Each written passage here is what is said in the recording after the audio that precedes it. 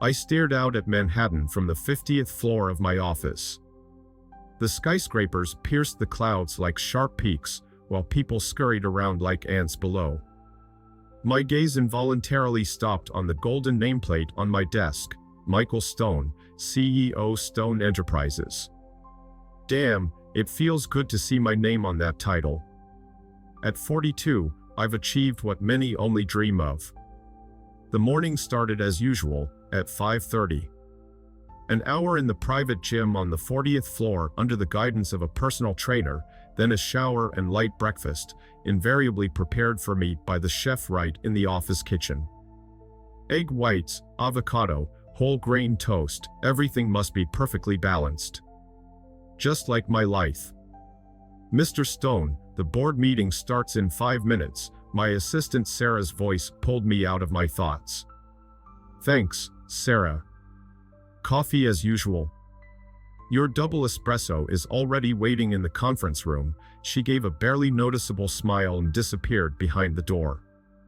Sarah has been working with me for 5 years. The perfect assistant, always impeccably dressed, punctual, and knows her place. Unlike the previous one, who constantly tried to show initiative and make suggestions. I don't understand people who don't recognize the limits of their competence. I straightened my Hermes tie and grabbed my Berluti leather briefcase, a gift from grateful partners after a successful acquisition of their startup. Today is an important day. We're discussing a merger with technology giant Blackwell International. James Blackwell, their CEO, is known for his meticulousness with partners, but I was confident I have this deal in the bag. On the way to the conference room, I ran into John from HR. He tried to start a conversation about some new initiatives for diversifying staff, but I just brushed him off. These HR specialists have completely lost their minds with their endless trainings and programs. Business should focus on business, not social experiments. The board members had already gathered in the conference room. I scanned the familiar faces, all men, all in expensive suits, all knowing their place. That's how it should be in serious business. On the wall hung photographs of all Stone Enterprises CEOs since the company's founding, an impressive gallery of successful white men. Traditions deserve respect. Gentlemen, I began, sipping my coffee, a unique opportunity lies before us. A merger with Blackwell International will triple our market capitalization.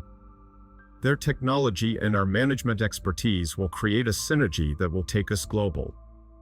Michael, George, our CFO, spoke up. Are you sure Blackwell will agree?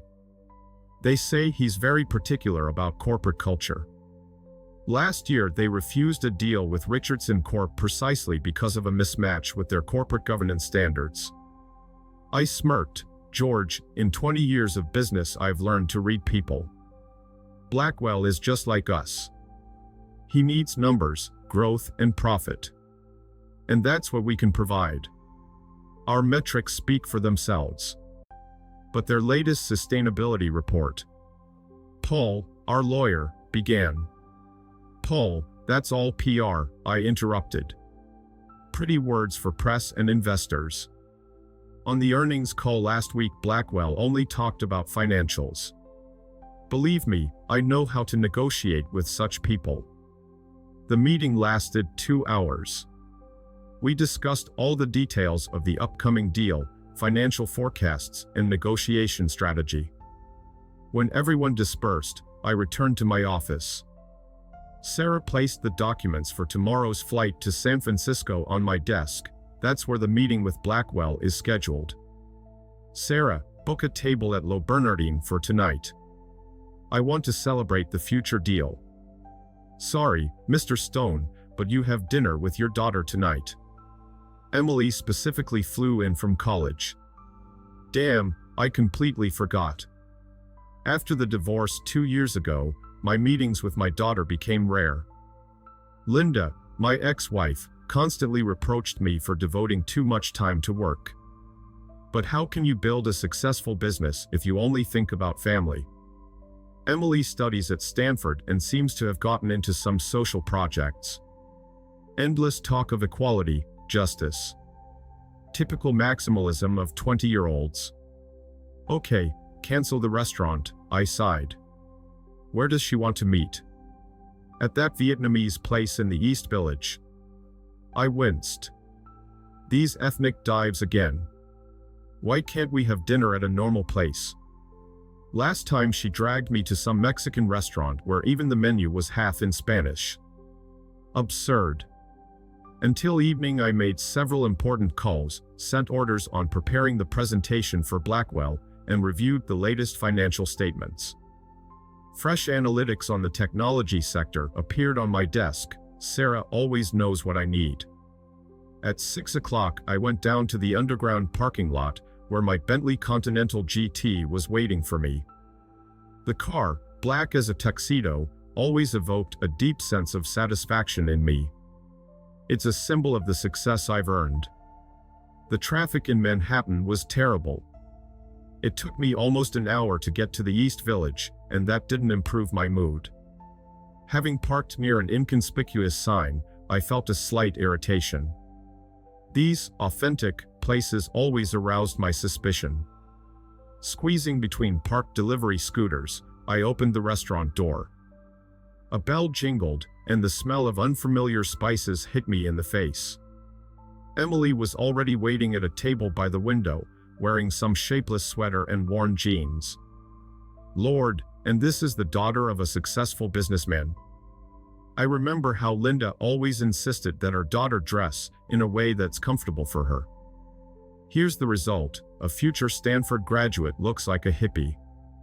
Hi, Dad, she stood up to hug me. She smelled of some herbs and incense. I'm so glad to see you. Hi, honey, I awkwardly hugged her back, trying not to crease my suit. How was your flight? Great. You know, next to me sat an amazing woman, the founder of a green energy startup. She told me. Emily, I interrupted, opening the menu. Let's order first.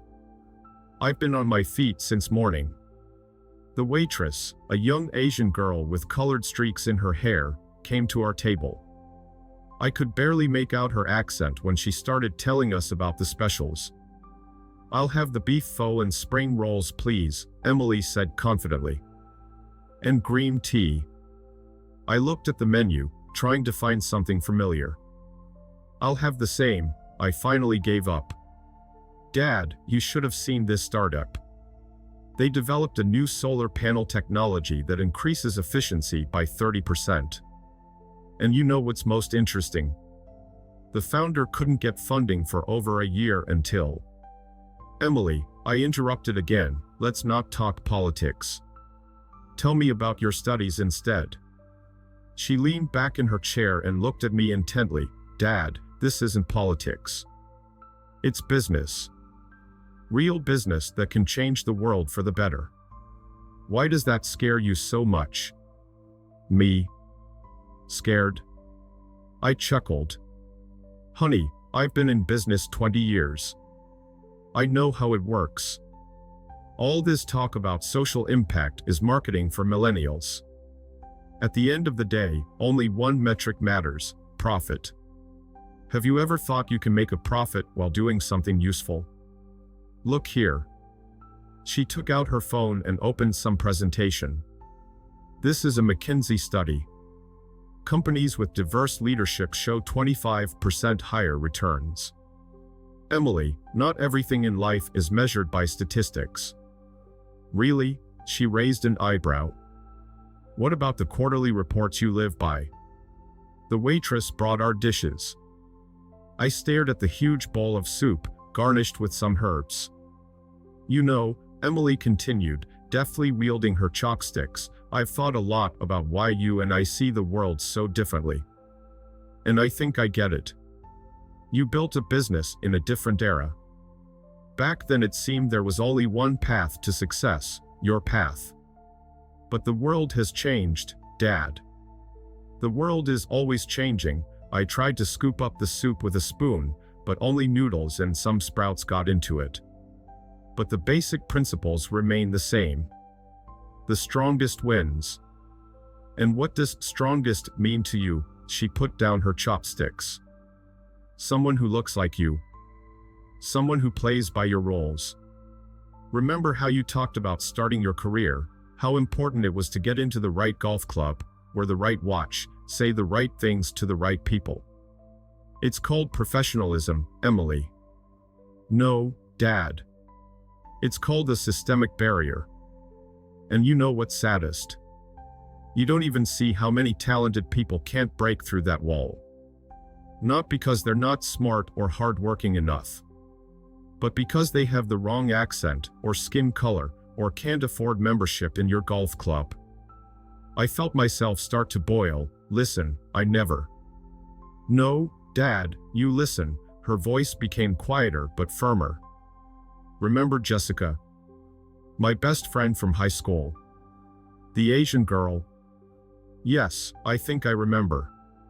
She's not just the Asian girl, Dad. Her name is Jessica Chen.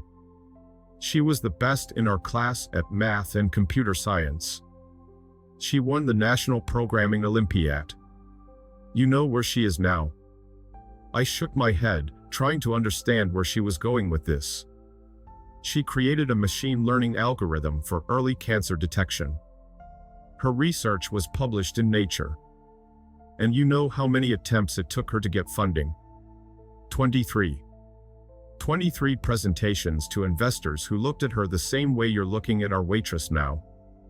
That's an isolated case. I tried to defend myself. No, Dad. It's the system. And you're part of it. You know what's funniest? The company that ended up investing in Jessica. Blackwell International. I choked on my soup. What? Yes, that same Blackwell you're meeting with tomorrow. They created a special fund to support tech startups founded by women and minorities. And you know what? That fund shows the best returns in their portfolio. I was silent, staring into my bowl. The soup suddenly seemed very interesting. Dad, Emily covered my hand with hers. I'm not trying to judge you. I know how hard you've worked. How much you've achieved. You've always been an example of determination for me. But the world is becoming different. And those who can't accept that will be left in the past. I started, but then the phone rang. Sarah. I'd never been so glad for her call.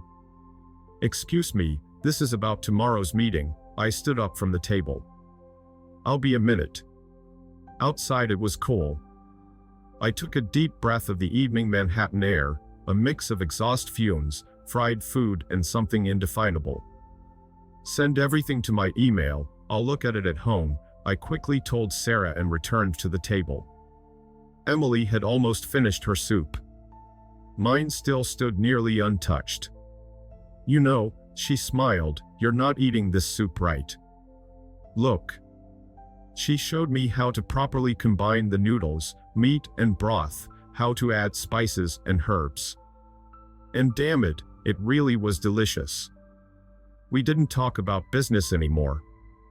We exchanged the usual phrases about her studies, my health and holiday plans. She told me about her friends at university, quite a motley crew, judging by their names.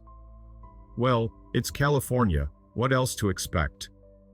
When I dropped her off at the hotel, she hugged me and quietly said, You know, Dad, I love you.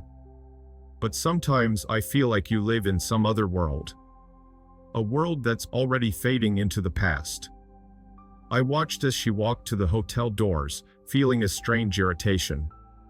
My world is built on clear rules and common sense. And tomorrow I'll prove it by closing the deal with Blackwell. Returning home to my penthouse on the Upper East Side, I poured myself a whiskey and went to the floor-to-ceiling window. The city below shimmered with lights, a reminder of the countless opportunities it offers to those ready to seize them. Am I not living proof that the system works?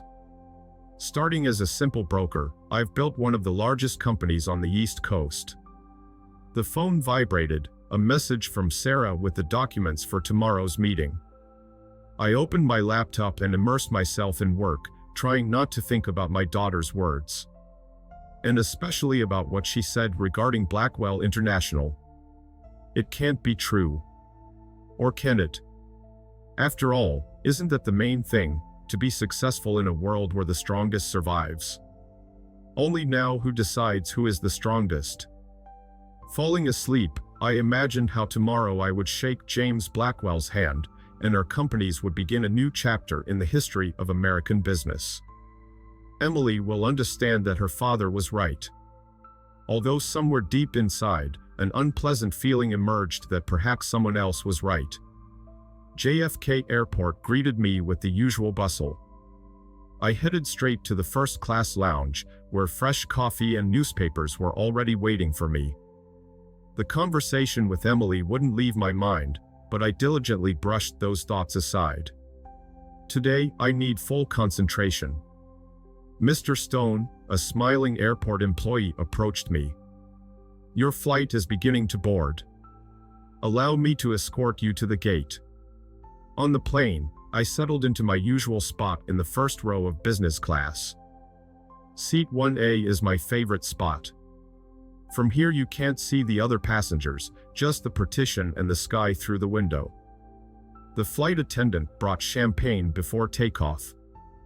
Excuse me, a female voice with a slight accent came from behind me. I believe that's my seat. I looked up. A young Asian woman in a sharp business suit stood before me.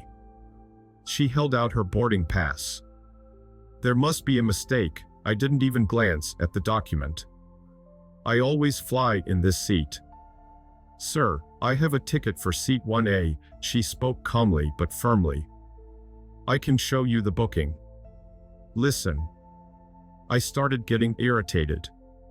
I'm a premium customer of this airline. Take any other seat. I'm a premium customer too, she took out her phone. And I have an important meeting scheduled in San Francisco, for which getting sleep on the flight is critical.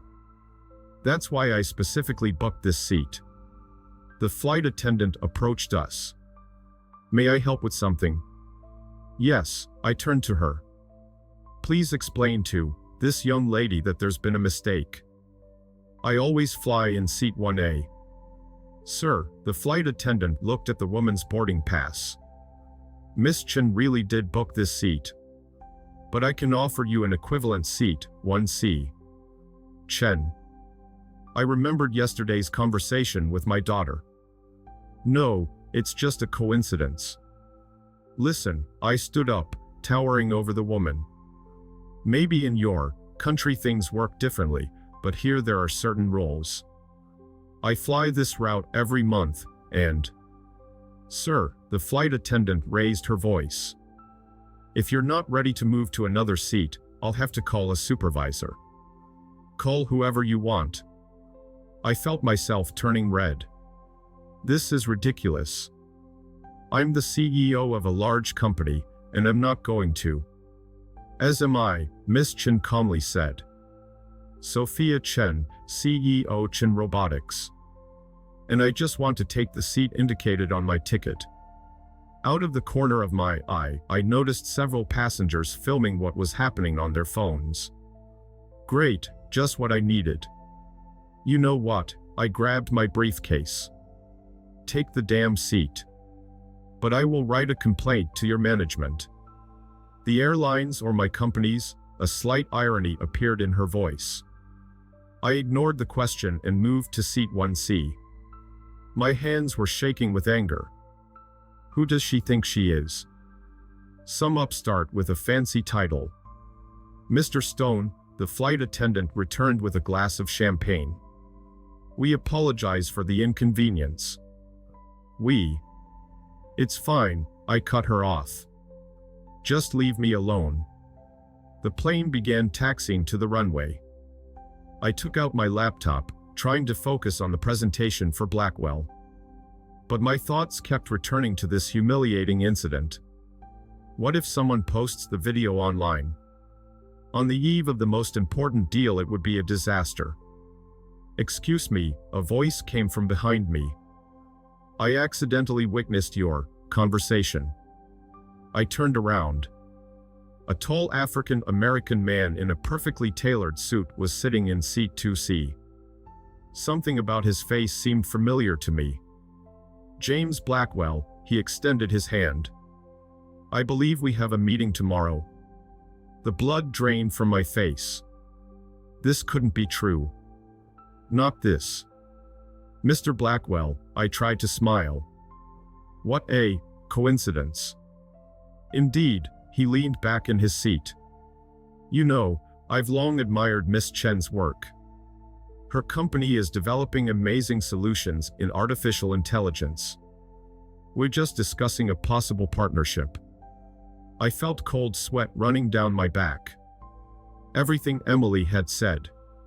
Could she have been right? I began, but Blackwell raised his hand. "No need, Mr. Stone. I think we can cancel tomorrow's meeting.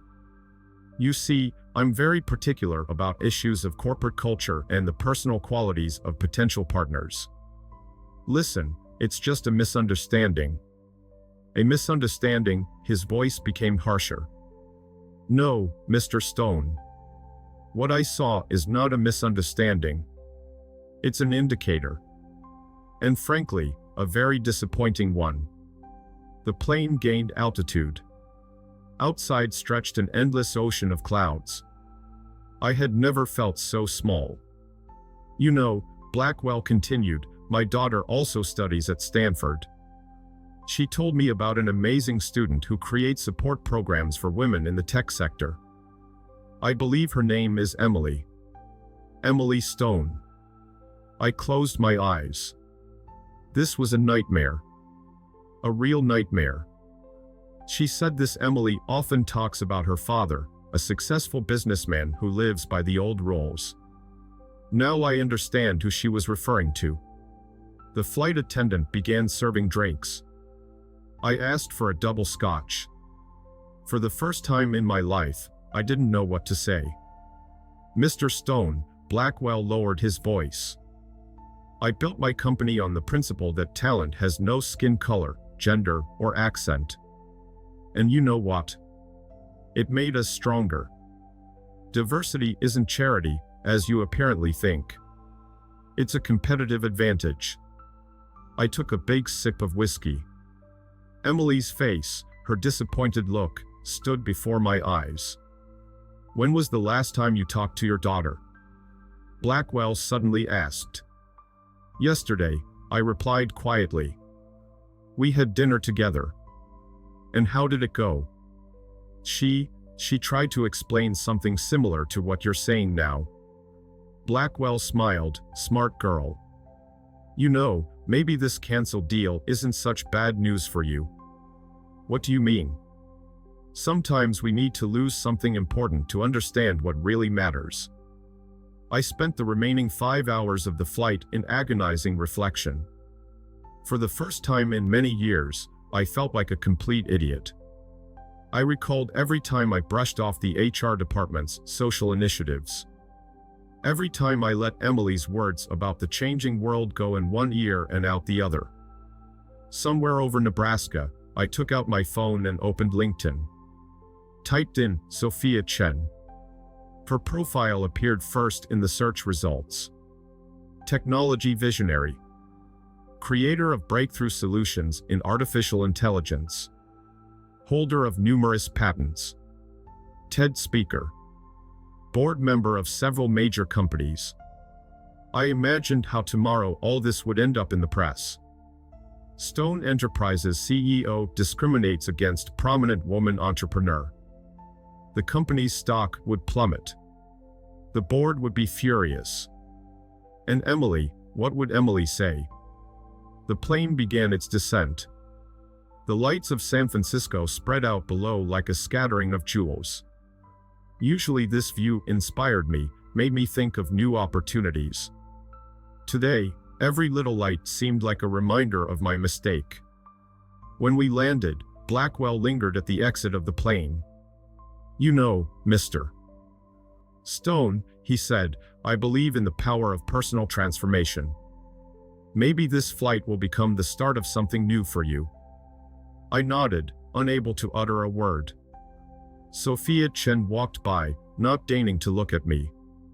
Her gait radiated the calm confidence of someone who knows exactly her place in the world. I suddenly thought, do I know mine? In the arrivals hall, I turned on my phone. 3 missed calls from Sarah, 2 from the head of PR. And 1 message from Emily. "Dad, I hope you had a good flight. You know, I didn't say everything yesterday. I'm not just disappointed in how you do business. I'm disappointed that you don't see how amazing it could be if you just opened your eyes. Love you." I sat down in a chair in the waiting area. Outside the huge windows the sun was setting, painting the sky in shades of pink and gold. Somewhere out there, in this city, my daughter was building a future in which I, it seems, was hopelessly stuck in the past. "Mr. Stone." Sarah's voice came through the phone. "We have a problem. The video of the plane incident is already online. What should I tell the PR department?" I took a deep breath. "Nothing, Sarah.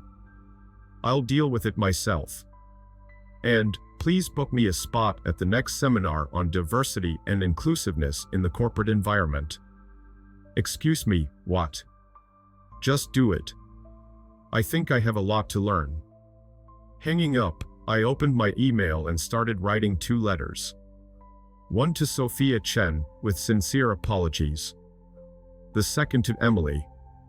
"Honey, you were right. About Blackwell and everything else. Let's meet tomorrow. At any restaurant you choose. I have a lot to tell you. And even more to hear." The morning headlines were merciless. Stone Enterprises CEO at center of scandal, discrimination in business class, Michael Stone versus Sophia Chen, old guard shows true colors, Blackwell International breaks off talks with Stone Enterprises after plane incident. I sat in my room at the Four Seasons Hotel and read the news for the 3rd hour. The company's stock fell 12% at the opening of trading. The phone was ringing off the hook, journalists, board members, the PR team. I only answered Sarah. "Mr. Stone, in an hour there's an emergency online board meeting." Her voice sounded unusually tense. "And some major clients called here. They want to revisit contract terms." "Got it," I rubbed my temples. "Sarah, find me the contacts for Sophia Chen's PR agency. And sign me up for that diversity seminar. Not in a month, but for the nearest dates." Already done. The seminar starts tomorrow morning, here in San Francisco. It's led by Dr. Rachel Williams, an expert in corporate culture. And Mr. Stone. "Yes. Your daughter called. Twice." I looked at the phone. 5 missed calls from Emily. "Dan." There was a knock at the door. The porter brought the latest press and coffee. The Financial Times devoted a whole spread to the incident, including interviews with former Stone Enterprises employees. It turns out that several talented specialists have left the company over the past 5 years, all women, all minorities. How could I not have noticed this? At exactly 9 o'clock the board meeting began. The faces on the laptop screen looked gloomier than storm clouds. Michael, George, our CFO, began, "Do you understand what happened? This is a disaster. Blackwell was our key to the Asian market. And now..." "I know," I interrupted. "And I take full responsibility for what happened." "Responsibility?" Paul, the head of legal, nervously adjusted his tie. "Michael, this isn't just a PR crisis. This is a threat to the company's existence. Social media is boiling. The hashtag boycott Stone Enterprises is already trending. I have a plan." I tried to speak confidently. I will publicly apologize to Miss Chen. We'll launch a large-scale program to diversify leadership. Revisit hiring policies. Too late, George shook his head. The board unanimously voted for your temporary resignation. For the period of the investigation. I felt the ground slipping from under my feet. Investigation. Yes. We've hired an independent commission to audit all personnel decisions over the past 5 years. And Michael, you better get a good lawyer. After the call, I stood by the window for a long time. Life bustled below, people hurrying about their business, tourists taking pictures against the backdrop of skyscrapers, couriers delivering orders. A normal day in the big city.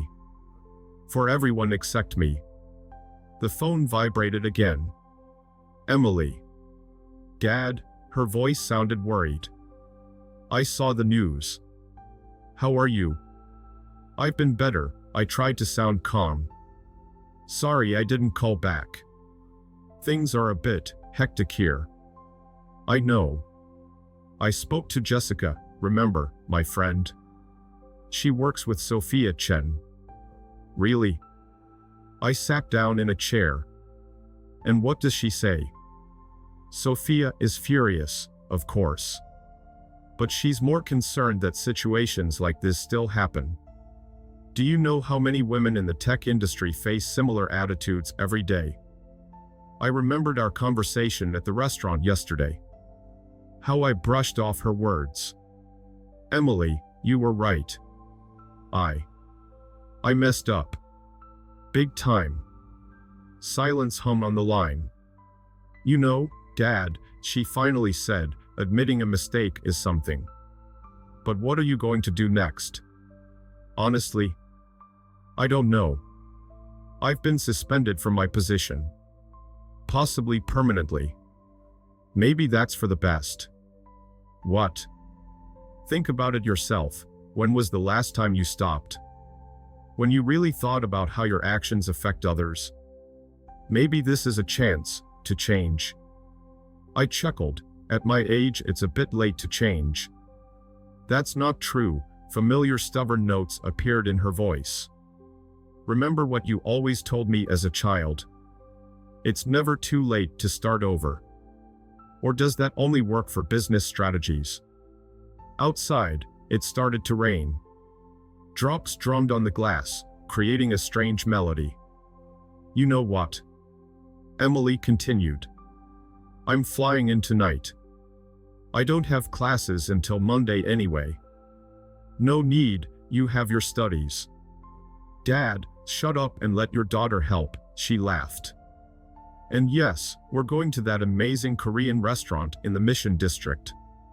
No steakhouses. After talking with Emily, I opened my laptop and started writing. I rewrote the letter to Sophia Chen about 10 times. Each version seemed fake, insincere. Finally, I realized I just needed to tell the truth. Dear Miss Chen, I won't apologize in this letter. Not because I don't regret my behavior, I do, deeply. But because a simple sorry isn't enough. How I acted on the plane is unforgivable. But even worse is that this incident is not an accident. It's the result of years of blindness and biases that I've cultivated in myself and my company. I'm not asking for forgiveness or a second chance. I'm writing to say, you and my daughter have helped me see the ugly truth about myself. And for that I'm grateful. Today, I was suspended from my position as CEO of Stone Enterprises. This is the right decision. The company needs a leader who understands that diversity is not a threat, but an opportunity. Someone who sees talent, not skin color or gender. If you're willing, I'd like to meet in person. Not for excuses, but to listen. To learn about your experience, about the problems faced by women and minorities in our industry. And maybe understand how I can use my experience and influence to change the situation for the better. If not, I'll understand. In any case, I'm grateful for this painful but necessary lesson. Sincerely, Michael Stone.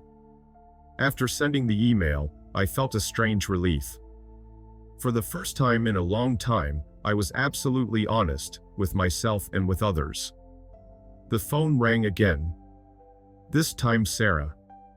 Mr. Stone, sorry to bother you. The journalists here are wondering if you're planning a press conference. Sarah, would you like to change jobs? Excuse me. I have a new project coming up here. I need someone who knows how the system works and wants to change it. Someone who spent 5 years trying to get through to a blind and deaf boss. Silence hung on the line. Are you serious? Absolutely. Just keep in mind, the salary will be lower. But you'll finally be able to launch all those programs I rejected. I agree, she didn't even hesitate. When do we start? Tomorrow at 9. And Sarah? Yes. Thank you for not quitting all these years. In the evening I met Emily again.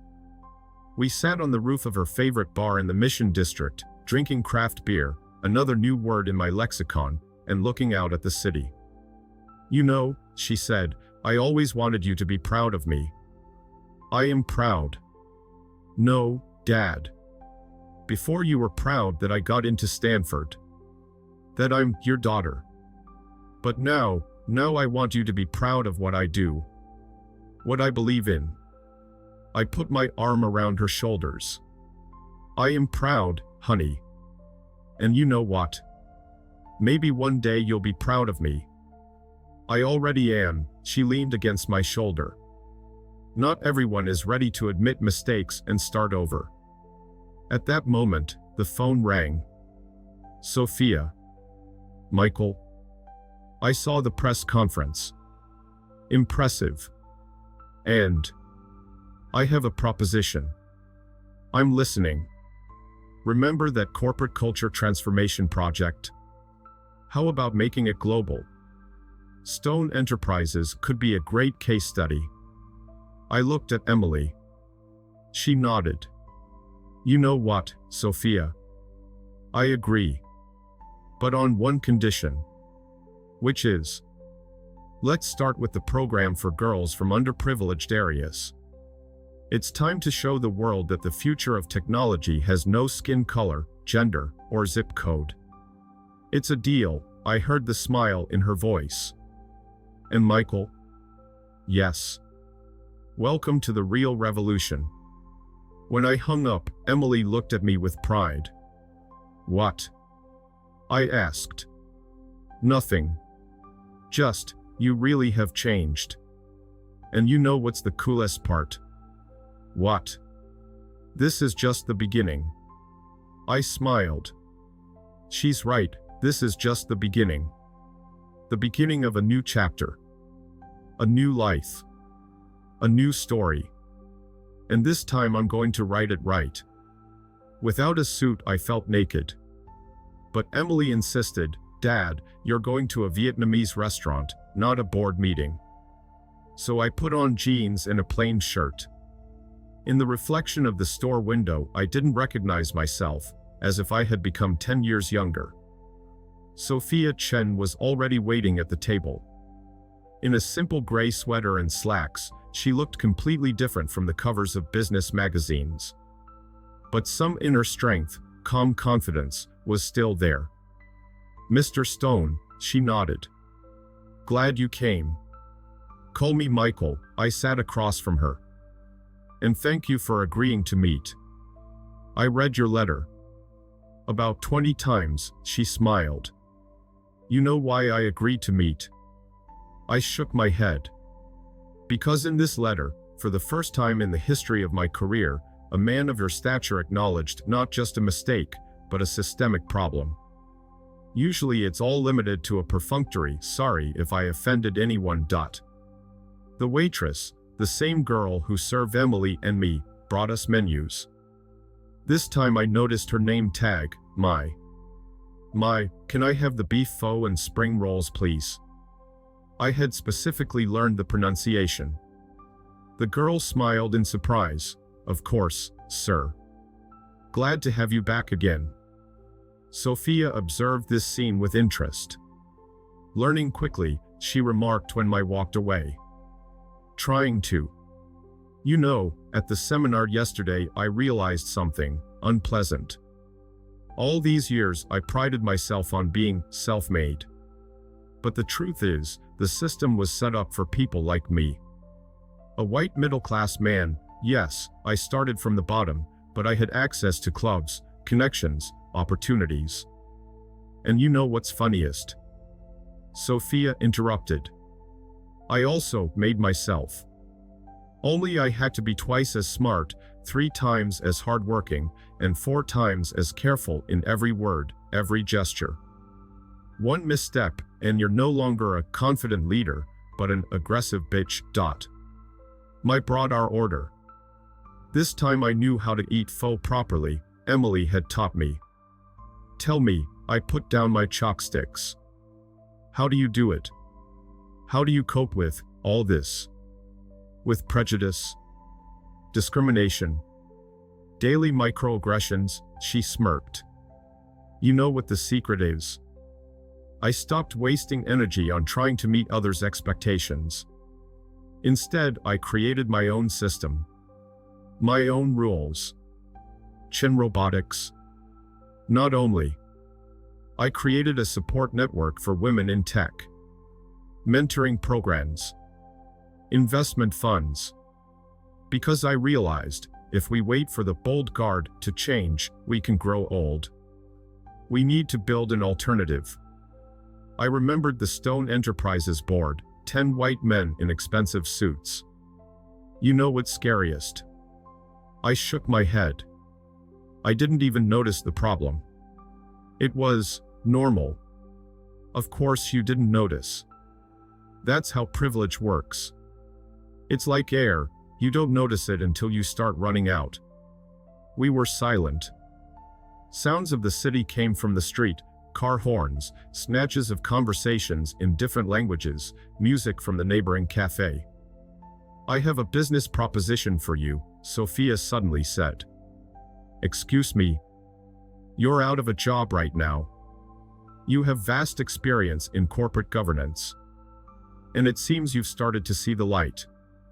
How about using these circumstances for good? She took a folder out of her bag. This is a project we're launching with James Blackwell. A program for transforming corporate culture in tech companies. We need someone who knows the system from the inside and is willing to work on changing it. Are you offering me a job? I'm offering you a chance to fix what you helped build. To use your experience, connections, knowledge for real change. Of course, you'll have to start from the very beginning. Listen. Learn. Possibly face misunderstanding from former colleagues. What about the plane incident? Oh, that will make a great case for our trainings, she smiled. Nothing teaches better than personal experience. Especially painful experience. I opened the folder. Looked through the documents. The scale of the project was impressive. You know what I thought? I looked up. About my first job as a broker. I remember how the senior partner told me, Michael, the main thing in this business is to know how to admit a mistake and quickly turn in a different direction. Wise advice. Yes. Too bad I forgot it when I became the big boss myself. I closed the folder. When can I start? You agree? Does it look like I have a choice? I smirked. Yesterday my daughter said my suspension is the best thing that could have happened to me. I think she's right.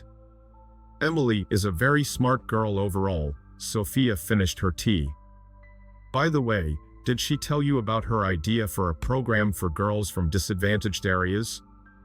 Yes, last night at dinner. What do you think? I offered to help. See? Progress already, she stood up. Tomorrow at 9 we have a meeting with the team. We'll discuss the project details. And Michael? Yes. Come in jeans. In San Francisco, suits are only worn by realtors and divorce lawyers. When she left, I sat for a long time, looking out the window. People walked by, young techies with laptops, elderly Chinese people with grocery bags, hipsters on electric scooters. A whole world that I simply didn't notice before from the windows of my expensive restaurants. The phone rang. Sarah. Mr. Stone, sorry to bother you. The journalists here are asking if you're planning a press conference. Sarah, would you like to change jobs? Excuse me. I have a new project starting up here. I need someone who knows how the system works and wants to change it. Someone who spent 5 years trying to get through to a blind and deaf boss. Silence hung on the line. Are you serious? Absolutely. Just keep in mind, the salary will be lower. But you'll finally be able to launch all those programs I rejected. I agree, she didn't even hesitate. When do we start? Tomorrow at 9. And Sarah? Yes. Thank you for not quitting all these years. In the evening I met with Emily again. We sat on the roof of her favorite bar in the Mission District, drinking craft beer, another new word in my lexicon, and looking out at the city. You know, she said, I always wanted you to be proud of me. I am proud. No, Dad. Before you were proud that I got into Stanford. That I'm your daughter. But now I want you to be proud of what I do. What I believe in.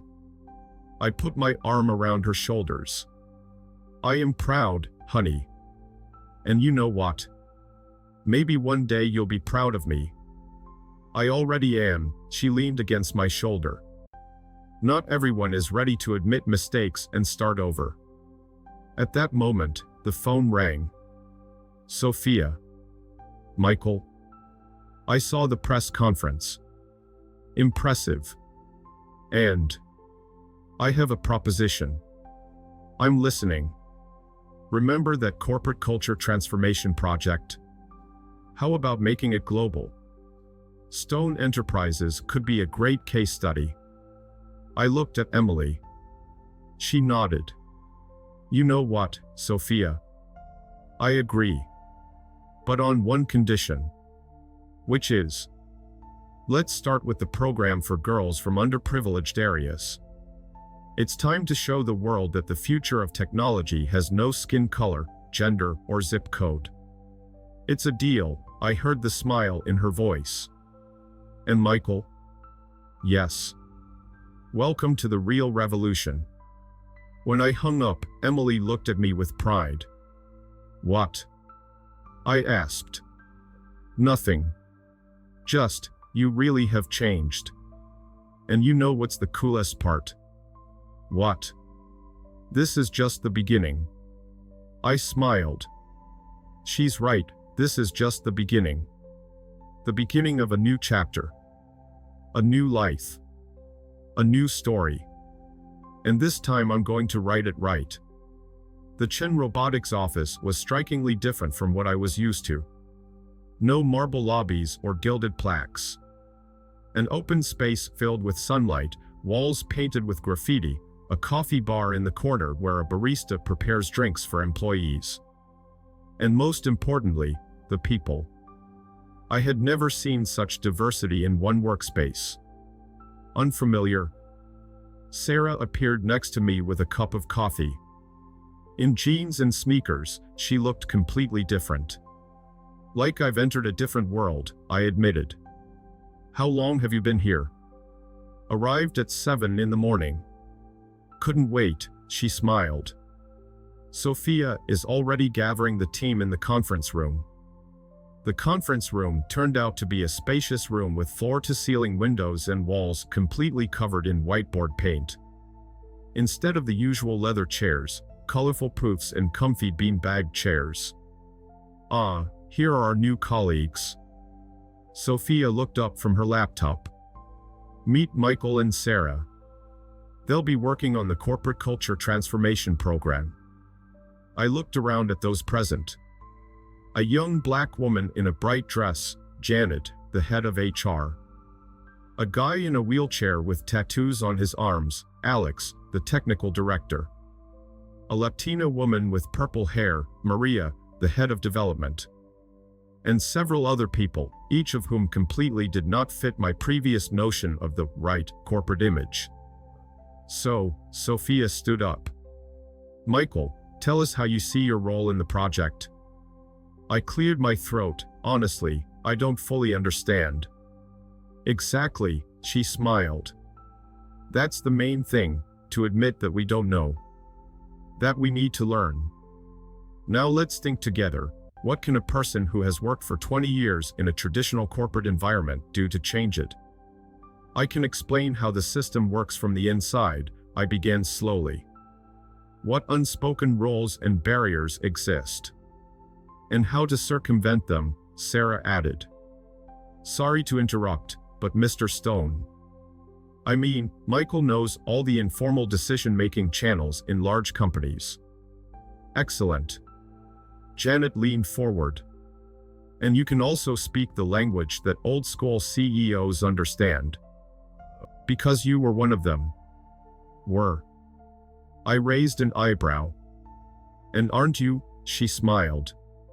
Look at yourself, sitting on a poof, in jeans, discussing diversity and inclusiveness. The old you would have considered this a waste of time, wouldn't you? I laughed, touché. Okay, I have an idea, Alex rolled closer. Let's create a series of workshops for top management. But not the usual diversity trainings, but something more personal. Where Michael will share his transformation experience. A story of transformation from Saul to Paul. I grinned. Exactly. Sophia started writing on the wall. A living example of how one can change. How experience and wisdom can combine with a new vision. For the next 2 hours we vigorously discussed the project details. I was amazed at how the team worked, no hierarchy, free exchange of ideas, constructive criticism regardless of position. Now this will be difficult to sell to traditional companies, I remarked, and a junior developer criticized Sophia's idea without hesitation. Why? Maria asked. Because in their world, a junior employee can't argue with the CEO. It's not done. And how does that work for them? It doesn't, I sighed. That's why they have no innovation. No real development. Only appearances and short-term profit. There. Sophia clapped her hands. That will be one of our key points. Diversity and inclusiveness are not about social justice. It's about business efficiency. After the meeting, Sarah took me on a tour of the office. There were rooms for meditation and prayer, a children's playroom for employees with kids, even a small gym with adaptive equipment. What's that? I pointed to a wall with photographs. Our employees' projects outside of work. See, Alex created an app for people with disabilities. Maria runs a program teaching programming to children from disadvantaged families. Sophia, do you have a project? She looked embarrassed. Not yet. But I'm thinking. Hey, I stopped. Remember all those ideas I rejected? About mentoring, about supporting diversity? Maybe it's time to implement them. Her eyes lit up. Really? You'll help. First of all, let's switch to few. Secondly, of course I'll help. I'm in your debt for all these years. In the evening I met Emily at that same Vietnamese restaurant. It was starting to feel like home. How was the first day? She scooped vegetables onto my plate. Strange. Unfamiliar. And great, I smiled. You know, I always thought a successful business should be built on a strict hierarchy, on fear and control. And today I saw a company where people just do what they love. And they do it damn well. And And I think I finally understood why I resisted change for so many years. I was afraid. Afraid that if you give people freedom, if you let them be themselves, everything will fall apart. But it turned out that everything only starts to really work. She winked. Exactly. By the way, you didn't mention you're working on an artificial intelligence project. And you didn't ask, she shrugged. You always steered the conversation to my grades or how important it is to get into the right company after graduation. I felt a pang of guilt. Sorry. Hey, she took my hand. Enough apologizing. Better tell me what plans you have for the project. I started telling her about the workshops, about the plans to change corporate culture. Emily listened, asked questions, offered ideas. At some point, I caught myself thinking that for the first time in many years, we were talking as equals. As colleagues. Oh, I completely forgot. I took out my phone. Sophia said you wanted to discuss funding for your project with girls from disadvantaged areas? Yes, but it's not urgent. No, let's do it now. Tell me everything. As if I'm a potential investor. She laughed. You are a potential investor. All the more reason. Convince me. For the next hour, Emily talked about her project. About how important it is to show girls from poor families that technology isn't just for nerds from rich suburbs. About how you can change someone's life just by showing them new opportunities. I listened and thought, how much I had missed by not wanting to hear. How many opportunities one had lost by clinging to old ideas of what success should look like. You know what? I took out my checkbook. I want to be the first investor in your project. Dad, you don't have to. That's not what this is for.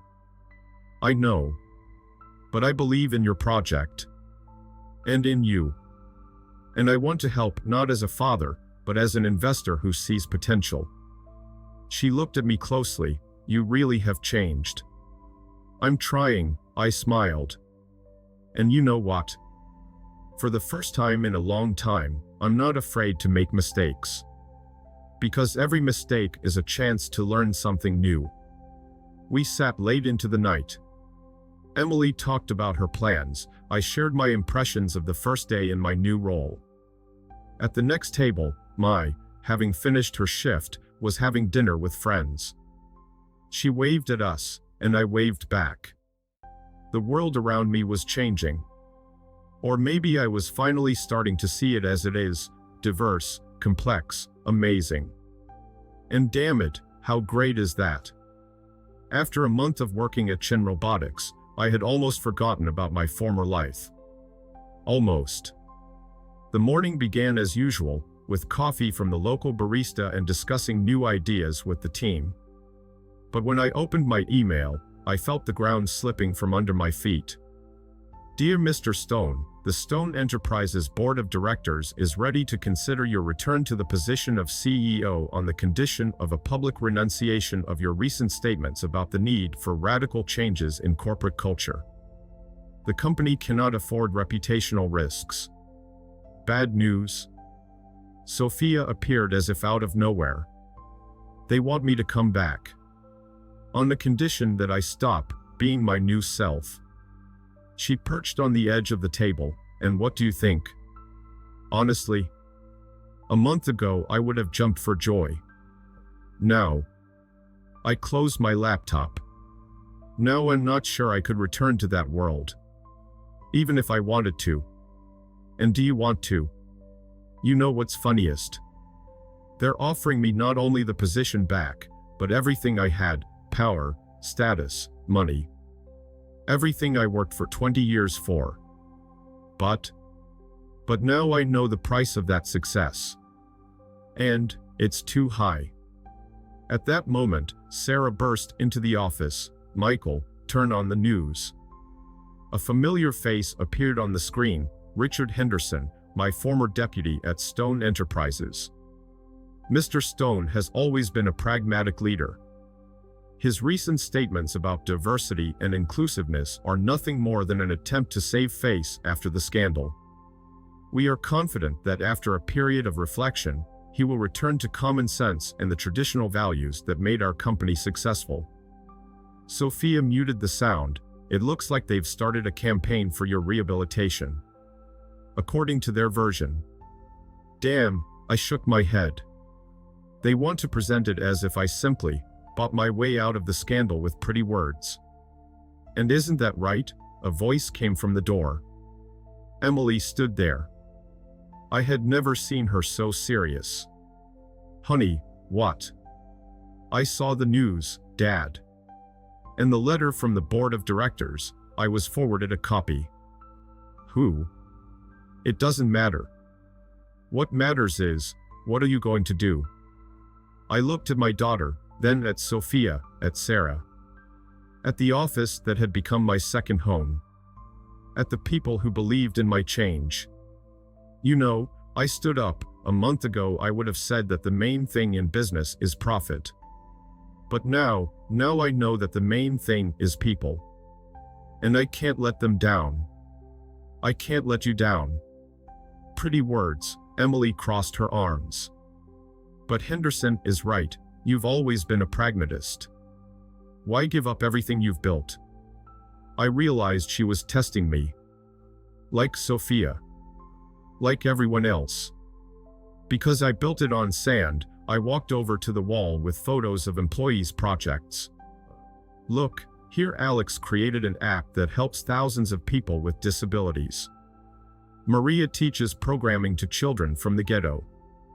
Everyone here doesn't just make money, they make the world a better place. And what did I do?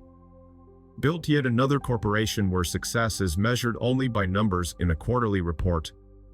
And what do you propose? I took out my phone and dialed a number. Richard? Yes, I saw your speech. Please call a press conference. In an hour. Yes, I have something to say. Sophia raised an eyebrow. Are you sure? More than ever, I smiled. You know what I realized this month? Real strength isn't in controlling others. It's in giving people the opportunity to be themselves. And I'm going to say that publicly. An hour later I stood in front of cameras in the Stone Enterprises conference room. The same room where I had held countless meetings, where I made decisions that changed people's lives. A month ago I made a mistake, I began. No, not the one you think. My real mistake began 20 years ago, when I decided there was only one path to success. When I started building a company closed to new ideas, to different points of view, to talents that didn't fit my narrow notion of the right employee. I saw how the board members shifted uneasily in their seats. Today the board of directors offered me to come back. To return to the old way of doing business. To a world where diversity is a threat, not an opportunity. Where inclusiveness is a buzzword, not a necessity. And I say, no. Silence hung in the room. I won't return. Moreover, I'm selling my controlling stake in Stone Enterprises. And you know to whom? To the fund for supporting women entrepreneurs in the tech sector. The very one my daughter and I created a month ago. The room erupted with questions. Out of the corner of my eye, I saw Richard Henderson turn pale. Yes, this means the company will have to change. We'll have to open up to new ideas, new people, new opportunities. And you know what? That's the best thing that can happen to it. After the press conference, Emily and I sat in our favorite Vietnamese restaurant. My brought us a double portion of spring rolls, on the house. You know, Emily stirred her noodles. When you started talking about selling your shares, I thought my heart would stop. Why? Because I didn't believe you would actually do it. That you could let go of everything you'd worked for all those years. And now do you believe it? Now. She smiled. Now I see my father. The real one. And you know what? He's way cooler than that guy in the expensive suit who was afraid of change. I felt a lump rising in my throat. Thank you, honey. For not giving up. For believing in me, even when I didn't believe in myself. Hey, she reached her hand across the table. We're family. And family never gives up. At that moment, the phone rang. Sophia. Michael. I saw the press conference. Impressive. And I have a proposition. I'm listening. Remember that corporate culture transformation project? How about making it global? Stone Enterprises could be a great case study. I looked at Emily. She nodded. You know what, Sophia? I agree. But on one condition. Which is? Let's start with the program for girls from underprivileged areas. It's time to show the world that the future of technology has no skin color, gender, or zip code. It's a deal, I heard the smile in her voice. And Michael? Yes. Welcome to the real revolution. When I hung up, Emily looked at me with pride. What? I asked. Nothing. Just, you really have changed. And you know what's the coolest part? What? This is just the beginning. I smiled.